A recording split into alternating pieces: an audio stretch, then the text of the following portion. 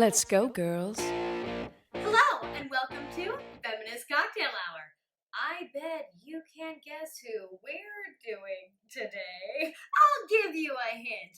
She's arguably one of the most famous women in American history. Her roots are in France, but she's been firmly rooted in New York Harbor for more than 130 years. Her full name is Liberty Enlightening the World. You may call her Lady Liberty. You've seen her, you think you know her, but the truth is, behind that verdigreed visage, the Statue of Liberty has quite a story. We are going to be honoring her with a cocktail that I'm calling a Libertini. To make this drink, you are going to need some Apple Schnapps, some Apple Brandy, some vodka, and some high-proof grain alcohol. While you go wrangle all of that up, I'm going to start the story of the Statue of Liberty. The Statue of Liberty has had many nicknames over the years. One of them is Bartholdi's daughter, a nickname that her creator, Frederick Bartholdi, certainly earned with his investment in this project. Bartholdi was a French artist born in 1834, and guys, nothing got this dude off more than the idea of erecting like a massive statue, something incredible like the Colossus of Rhodes. So as soon as he graduates from architecture school, he begins designing modest directions. But it isn't until 1869 that he finally gets the chance to pitch something huge. He has this idea for a woman in sort of a peasant's toga, carrying a torch, sort of a statue / lighthouse to be placed in Egypt for the opening of the Suez Canal. So he goes down to Egypt, talks to some muckety-mucks there, and he's like, look, I've got this idea for this huge statue, we'll call it, and the Khedive is like, I'm gonna stop you right there. We definitely don't have the money for that, go the fuck home. So Bartholdi does just that. He goes back to France, he fights in the Franco-Prussian War, and when he gets out of the service, he meets a guy named Edouard Laboulaye. Now that same fangirl crush that Bartholdi has on giant statues is mirrored by Laboulay's love for America. He has such a crush on us, guys. He is like all head over heels now that he found out that America abolished slavery. He's like, everyone thinks they're great in America. They believe in justice and liberty for everyone. We have to make America our bestie. I'm worried that she might like Germany better than us, but her birthday's coming up in a couple of years. Maybe we should get her something amazing. And Bartholdi's over here like, hey, you know what? Giving away giant statues is kind of my jam. Do you think she'd like one of those? And Edward's like, I don't know. Let's find out. So Bartholdi goes to America to find a spot to put this gift. He travels coast to coast, and after seeing the whole country, you know what? He is not as into America as Laboulaye was. In fact, he is quoted as having said, America is an adorable woman chewing tobacco. FYI, there is a fair amount of misogyny in this story, and a lot of it is about a bunch of dudes coming together to erect the perfect woman. So you know what? Let's start drinking. We're going to start with some vodka, 1.5 ounces that we're just going to pop, boom, right into this cocktail shaker. Now, of course, there are some women in this story, although most of them are fictitious. There are some who are real. For instance, it's believed that Bartholdi modeled the face of the Statue of Liberty after his mother. Fictitious women who played a role in the creation of the Statue of Liberty include the goddess Libertas, a Roman goddess, who had become very popular in America, especially with African Americans who viewed her as sort of a symbol of they themselves freeing themselves from the chains of oppression. There was also Columbia. Columbia was first personified by the poet Phyllis Wheatley in the late 1700s. Columbia even had a few gal pals. She had Britannia in England and Marianne in France. I just want to point out that when we decide to personify the best parts of our nations, our freedom and justice and liberty, we always personify these ideals as women. Why don't we ever elect them into fucking office? Speaking of bureaucratic bullshit, getting the dough together to build the statue was unsurprisingly pretty challenging. See, the idea was that neither government would supplement the building of the statue. It was supposed to be a gift from one people, the French, to another people, the Americans. The bill for the whole thing was going to be a whopping $500,000, the equivalent of about $10 million today. The fundraising efforts in France were mainly focused on getting big donors to come in with big numbers. A lot of them were donating because they really wanted America to be friends with them so that America would help France build the Panama Canal. Then there were also some smaller donations, most of them based around a publicity surrounding the statue itself. See, in 1871, when Bartholdi went to the United States, he got the okay from President Grant to build the statue. He was even given his preferred location of Bedloe Island, an island off the southern tip of Manhattan that was already operated by the government as sort of like a military base. So as soon as Bartholdi gets the okay, he gets right to work. He begins by building the statue's arm and torch, and once it's completed, he sends the arm off to Philadelphia, where people are able to climb up inside of it, and they pay money to do so. As soon as the arm is done, he sets to work on the Statue of Liberty's head, and again, monetizes the head by displaying it at the World's Fair in 1878, where people are willing to climb up inside and help fund the erection of the rest of the statue. Now, as the date of the World's Fair might indicate, 1878, this was already something of a belated birthday gift since America celebrated its centennial in 1876. But of course, there were quite a few setbacks along the way, and there were about to be a few more. So in 1879, the architect who had been working with Bartholdi dropped dead without telling anyone how he planned to affix the thin copper skin to his intricate pyre system. Sidebar, apparently the Statue of Liberty's skin is very thin, like the copper is only a few pennies thick. Crazy, right? Who knew? Anyway, Bartholdi isn't sure what move to make next, but he reaches out to an innovative architect whose name is familiar to all of us, Gustav Eiffel. And Eiffel determines that the best path forward is actually to build an iron truss system. He develops this and aids construction back in Paris. Meanwhile, in the US, they are having development issues. See, the French gave this gift with a significant caveat. They said, look, we will give you the statue, but you have to come up with a pedestal. Au revoir. And America was like, what? What kind of a shitty gift is that? You're giving us some flat-packed IKEA chair, then telling us we have to go out and buy screws and build the thing. We don't want to build this. We don't want to buy the fucking screws, God knows. You take that chair, you just take it back to France and shove that Allen wrench up your ass. I mean, not everyone in America was like that, but like New York was for sure 100% like that. So other cities, they're like starting to eye this gift. They're like, Philadelphia, Boston, they're like, ooh, pick me. I'll put that shitty plum chair in my living room. But Joseph Pulitzer, the newspaper man, was like, no, everyone fuck off. This statue is happening, and it's happening in New York.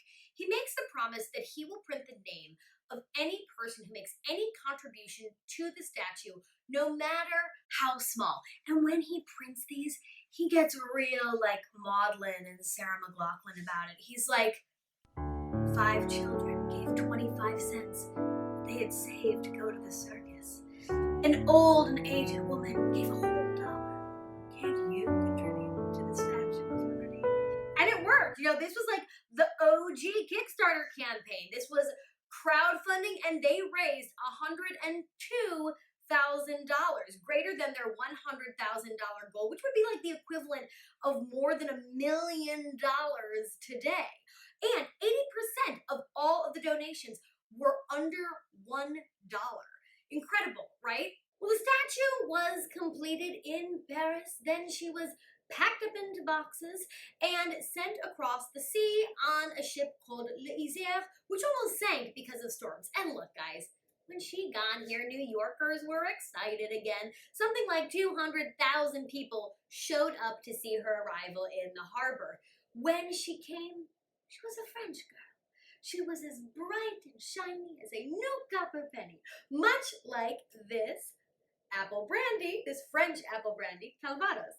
We are going to add half an ounce to our cocktail shaker. The statue was completed in 1886, only a decade after it was planned, and it was celebrated on October 28th with an unveiling ceremony led by President Grover Cleveland. Grover Cleveland, came through a parade route from Madison Square Park all the way down to the Battery, where he was greeted with the very first ticker tape parade. He then took a boat over to Bedloe Island, where he spoke. Of course, Bartholdi was also offered to speak, but actually declined. Now, there were only 2 women present at this unveiling on the island, Bartholdi's wife and the granddaughter of one of the French patrons. Men felt that women would be overwhelmed or possibly crushed by the crowds. The ladies were not impressed by this. In fact, a boat of suffragists pulled as close as they could to Liberty Island and spoke out about how this statue of a woman should, if nothing else, represent the fact that women should have liberty and be able to vote. The suffragists were not the only people who found the statue to be dripping with hypocrisy. African Americans found the statue not just hypocritical, but downright offensive. I mean, the Statue of Liberty is actually wearing chains. They're not directly visible, so sometimes they're missed, but she has chains around her feet that are broken. But African Americans still felt that they were bound by the chains of oppression, even after abolition. One newspaper in Ohio, one black newspaper in Ohio, ran this editorial. This government is a howling farce. It cannot, or rather does not, protect its citizen within its own borders. Shove the Bartholdi statue, torch and all, into the ocean until the liberty of this country is such as to make it possible for an inoffensive and industrious colored man to earn a respectable living for himself and his family without being Ku Kluxed, perhaps murdered, his daughter and wife outraged, and his property destroyed. The idea of the liberty of this country enlightening the world is ridiculous in the extreme. So yeah, Liberty's early years were pretty rough. I mean, she was designed to be a lighthouse, and she was a shitty lighthouse. People said that her aura was more like a glowworm than a beacon, so after a few years, she was no longer operated by the Lighthouse Board, but rather by the Board of War, and some military personnel was stationed on the island, until 1933, when Roosevelt decided that the Parks Department should take over the island. In the 1950s, Bedloe Island was renamed Liberty Island, and over the years, Liberty has had a few roommates from 1933 until 2012. In fact, there was a small house on the island designated for a caretaker. Unfortunately, the superstorm, the Hurricane Sandy in 2012, seriously damaged that island, and since then, Liberty has been living that sweet, sweet single gal life on her own in her very own place. Within 20 years of being built, the Statue of Liberty became covered in a green patina. When it first started happening, people were stressed. Bartholdi wanted her gilded, but after some research, it turned out that the oxidation of the copper was actually protecting the metal, and New Yorkers felt that the color was actually an improvement on the dull bronze she had been before. So as a nod to her green color, we are going to add some of this American green Apple Schnapps, 1 ounce, courtesy of Mr. Stacks. Classy like that. Then we're going to add some ice to our cocktail shaker, and we are going to shake it up while I give you some Lady Liberty fun facts. The Statue of Liberty is 151 feet and 1 inch tall. She has a waistline of 35 feet and wears a shoe size of 879. The statue is laden with symbolism from her toes to her torch. For instance, her feet are in motion, not planted on her pedestal. They are moving towards a freer future, towards a more perfect union. The tablet is inscribed with the signing of the date of the Declaration of Independence, and the rays that are emitted from her crown, they're not actually a part of her crown. They're an aura above, and there are 7 spikes representing the 7 seas or the 7 continents, demonstrating that liberty is for all people in all places. The symbolism of her torch is frankly self-evident, lighting the path towards liberty, and until 1916, people could actually climb up into the torch. But then there was the Black Tom incident, when German spies exploded munitions that Americans were sending abroad. After that, the torch was shut down, and it's never reopened more than 100 years later. Throughout various periods in her history, Liberty has gone dark, or parts of her have been closed down, most notably perhaps after the September 11th attacks, when visitors were cut off from most of the statue, including her crown, due to safety concerns. I have some safety concerns about this next step in my cocktail. You're going to see why. But before we finish the cocktail, we're going to taste it, actually.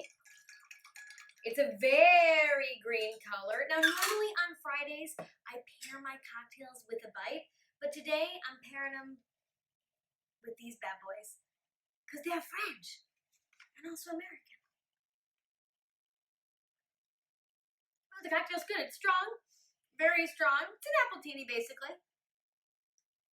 I'm not sure that the pairing works, but you know, what's more American than boldly making questionable decisions? And to that end, here's one more. I'm going to add half an ounce of grain alcohol to this cocktail, and I am going to light her up. The statue and the torch have of course, not only become huge symbols of America and of liberty, but also of the immigrant experience in the United States. Many immigrants entering the U.S. through Ellis Island have recounted seeing Lady Liberty as their first moment of being an American.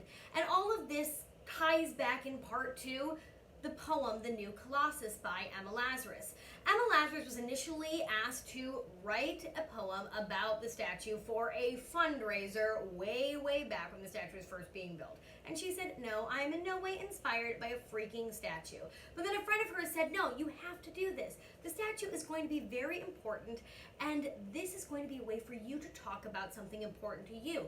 Emma was very committed to helping Jewish immigrants leaving poor pogroms in Europe. So she wrote this poem, The New Colossus, that is still mounted on the pedestal of the Statue of Liberty.